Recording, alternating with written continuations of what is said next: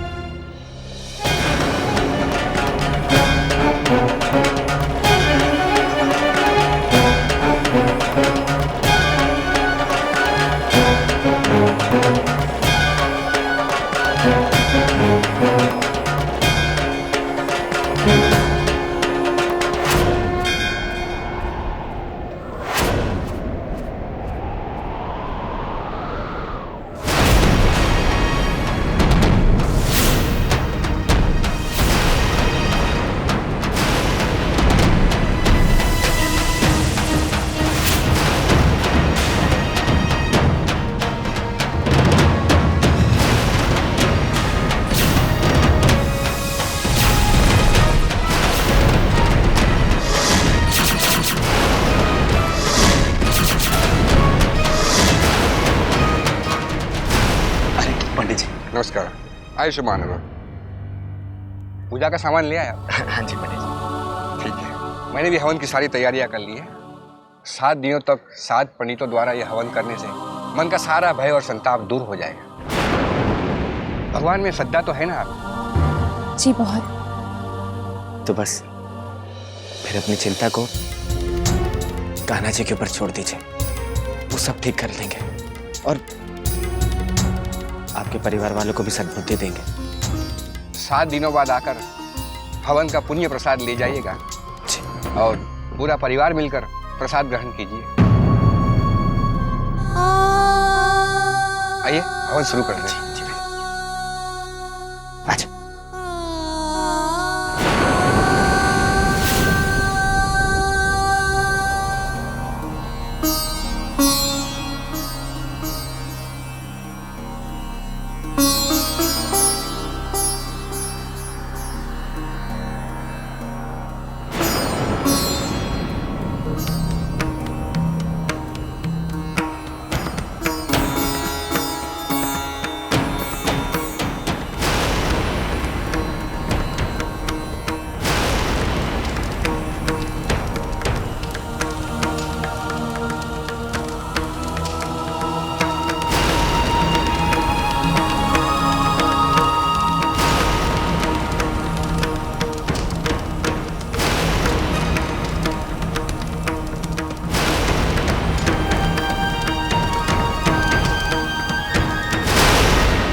कौन हो सकती है ये औरत?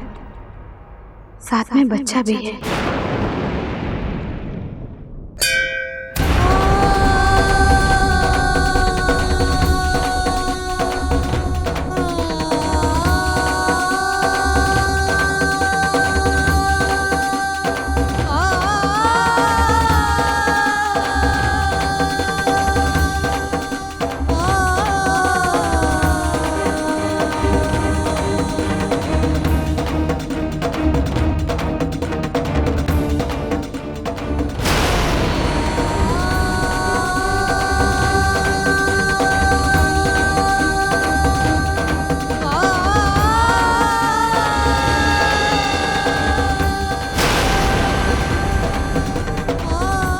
ये औरत चाहती क्या है? मुझे पता लगाना ही होगा।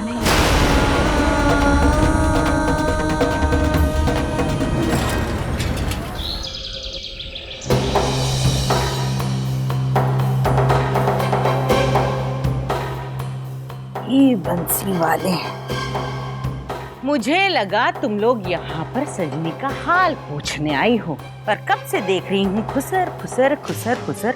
बात क्या है नहीं मंजुला?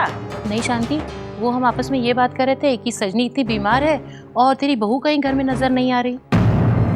अरे मेरी ऋतु गई है अपने मायके, उसके भाई का हाल बहुत बुरा है। बस आज है, कल का ठिकाना नहीं। हम तुम्हारी छोटी बहू की नहीं, बड़ी बहू की बात कर रहे हैं। लो, बड़ी बहू और बेटे के बारे में तो मुझे कुछ नहीं पता। कहाँ जाते हैं, क्या करते हैं, जब मुझे ही नहीं पता तो आप लोगों को क्या बताऊं? आपको नहीं पता शांति मौसी? ये बात तो पूरा शहर जानता है। क्या बात? यही कि आपका सूर्या कमल राधा कृष्ण मंदिर में अक्सर किसी पराई औरत के साथ घूमते फिरते दिखाई देता है। अरे सुंदरी, तेरी मति मारी गई है, दिमाग खराब हो गया है तेरा। सूर्य कमल किसी और औरत के साथ? असंभव। हाँ शांति, ये बात तो मैं भी सुन रही हूँ। कल ही मंदिर में पंडिताइन बता रही थी कि सूर्य कमल आजकल बहुत घूमता रहता है किसी पराई औरत के साथ, और उनके साथ एक बच्चा भी रहता है।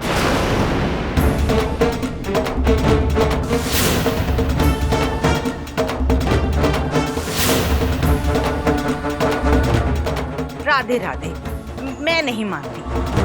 अरे तुम लोग तो बचपन से देख रहे हो सूर्य कमल को, हैं? आज तक उसने किसी लड़की की ओर आंख उठाकर देखा है? फिर भी अगर आज वो ऐसा कुछ कर रहा है तो इसमें भी उस प्रीति का दोष है। आप भी क्या उल्टी बात कर रही हैं बहन जी? अगर ऐसा होता तो वो पराई औरत के पीछे क्यों घूम रहा होता? और प्रीति तो बहुत ऊंचे और संस्कारी घर की लड़की है।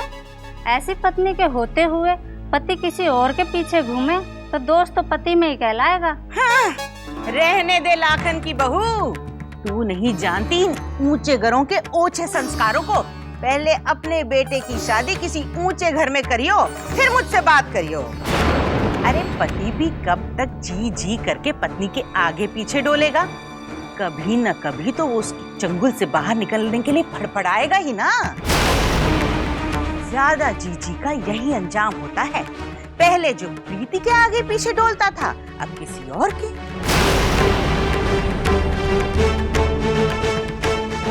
लेकिन अब और जग हसाई नहीं करने दूंगी उस प्रीति को। समस्या मेरे घर की है, हल भी मैं ही निकालूंगी। चल रही मंजूरा, फोन लगा प्रीति की बहन भाभी को। वो नंबर उसी डायरी में है। जी, आने दिन को पूछती हूँ उनसे ऐसे और कौन कौन से लक्षण हैं उनकी प्रीति के, जिन्हें छिपा छिपा कर उन्होंने अपनी बिगड़ी हुई बेटी को हमारे मत्थे मढ़ दिया।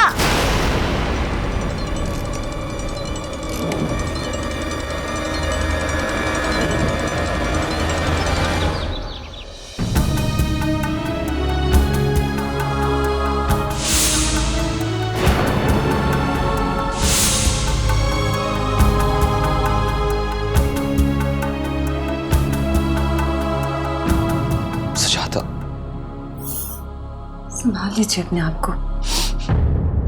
कैसे संभालूं सुजाता? बिजनेस में तो मैं कई बार गिरा पर अपने आप को संभाल लिया, पर आज जिस तरह से मेरे इकलौते बेटे ने मुझे गिराया है, मेरे ख्याल से मैं जिंदगी भर नहीं संभल पाऊंगा। तुम्हें याद है जब ऋषि पैदा हुआ था तो हम कितने खुश थे। उसकी हर ख्वाहिश, हर जिद को पूरा करते हुए हम फूले नहीं समाते थे। आज उसी बेटे ने मुझ पर हाथ उठाया।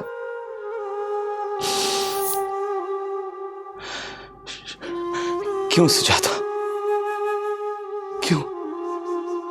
शायद ये मेरे अपने ही कर्म हैं जो ऋषि जैसे बेटे के रूप में मेरे सामने आ रहे हैं। उसके कर्म के जिम्मेदार आप खुद को क्यों ठहरा रहे हो? आपने ये सब तो नहीं सिखाया उसे? तो रोका भी तो नहीं, मैंने उसे कोई अच्छी सीख भी तो नहीं दी। अगर बचपन से ही उसे चीजों से ज्यादा रिश्तों की कदर करना सिखाया गया होता, अगर उसकी पहली गलती पर उसे कस के तमाचा पड़ा होता,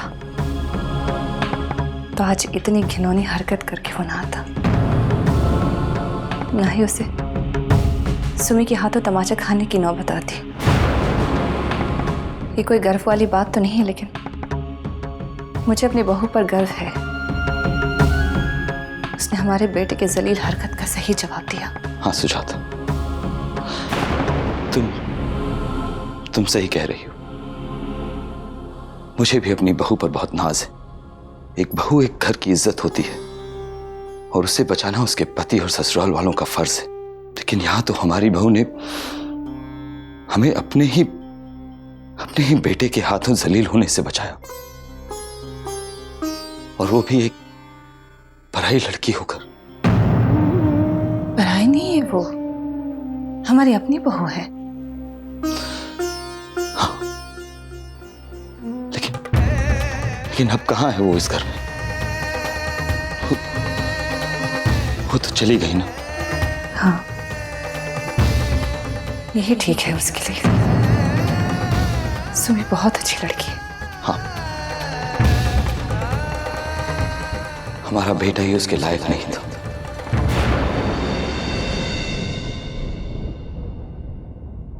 ये अम्मा जी ने हमें ऐसे खड़े पैर क्यों बुलाया होगा? तुम्हें कोई अंदाजा है? नहीं भाभी, देखते।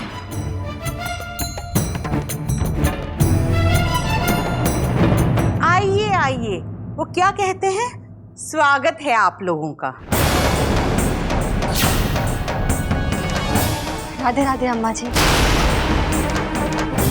फौरन चले आने के लिए कहा आपने। सब ठीक तो है ना? अब खुद अपने मुंह से क्या गुणगान करूं आपकी प्रीति के। इनसे पूछ लो। अरे बताओ, कैसे इनकी प्रीति हमारे घर की नाक कटवाने पर तुली हुई है।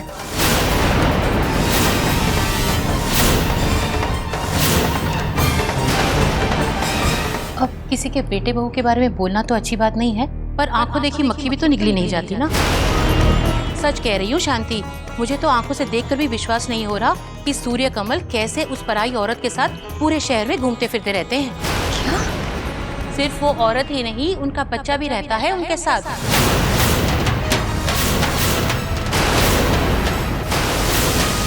खाना जी की कसम, जो मैं झूठ बोल रही हूँ तो पूछ लो किसी से भी, सबने देखा है इन्हें। हाँ, हमने भी देखा है, सच कह रही है ये।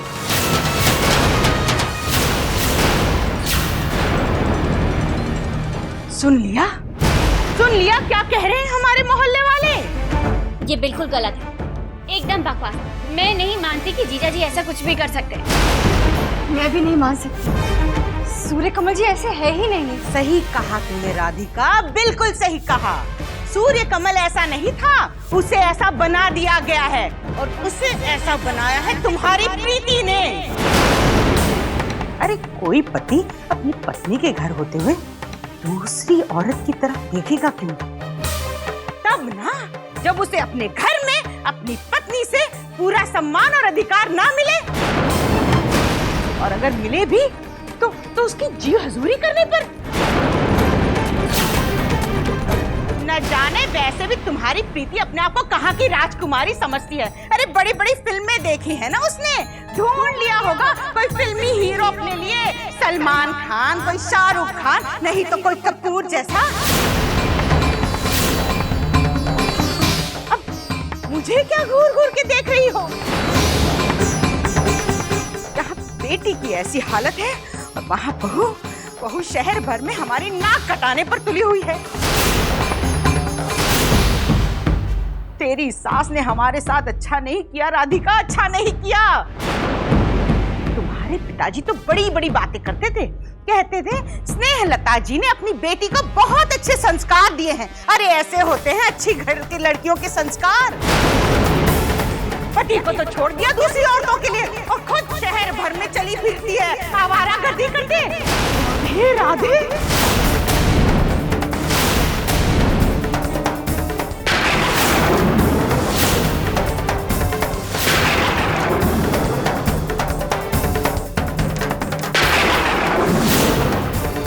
अम्मा जी चाहे कुछ भी कहें, मैं नहीं मान सकती कि सूर्य कमल जी ऐसा कर सकते हैं। वो और पराई औरत हो ही नहीं सकता। सुन्नी भाभी, अम्मा जी के सामने तो मैंने भी यही कहा था, लेकिन जीजा जी भी एक मर्द ही है ना, और मर्दों का क्या भरोसा। दूर के डोल हमेशा सुहावने ही लगते हैं। वो तो जिस पे बीतती है उसे ही पता होता है कि उसके आदमी की सच्चाई क्या है। और भाभी पता है, मुझे सबसे ज्यादा अजीब लगा अम्मा जी और उनके पड़ोसियों की सोच पर। मतलब अफेयर करे पति और दोष पत्नी का। लोग यूं ही तो नहीं कहते हैं ना सुम्मी, कि एक औरत ही औरत की सबसे बड़ी दुश्मन होती है। नहीं भाभी, सारी औरतें ऐसी नहीं होती। हम भी औरतें हैं, क्या हम लोग कभी किसी औरत के बारे में ऐसा बोल सकते हैं? पता है भाभी, मुझे सबसे ज्यादा बुरा किस बात का लग रहा है? प्रीति ने अपने ससुराल वालों के लिए क्या कुछ नहीं किया, उनकी इतनी सेवा करी और बदले में सिर्फ ताने सुने। जीजा जी शादी के बाद उसे फिल्में दिखाना तो दूर, हनीमून तक नहीं लेके गए और फिर भी उसने कोई शिकायत नहीं की। हमेशा अपने ससुराल वालों की गलतियों पे पर्दा डालती रही। और ये लोग इतने नाशुक्र हैं। यही सुनिए, प्रीति की इस हालत के लिए कहीं ना कहीं मैं अपने आप को भी दोषी मानती हूँ। आखिरकार सूर्य कमल जी का रिश्ता मेरे बाबूजी ने ही तो सुझाया था प्रीति के लिए।